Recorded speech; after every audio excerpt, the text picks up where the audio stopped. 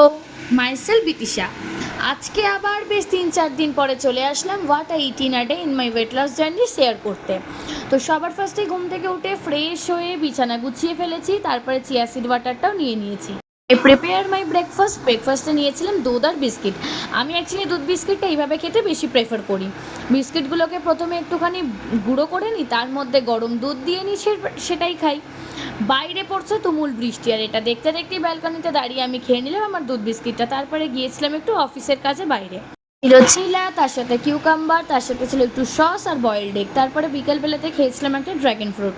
খেয়েই চলে গিয়েছিলাম জিমে, অনেকক্ষণ এক্সারসাইজ করে তারপরে ফিরে আসলাম আমি বাড়িতে। ফিরে এসেই সববার প্রথম করে নিলাম স্নান, তারপরে নিজের স্কিন কেয়ারটা কমপ্লিট করলাম, তারপরে ডিনার সেরে নিলাম। ডিনার সেরে এবার রাতে শুতে যাওয়ার পালা। এইভাবেই তো সারাটা দিন কাটিয়ে ফেললাম। জানিও ভিডিওটা কেমন লাগলো। টাটা।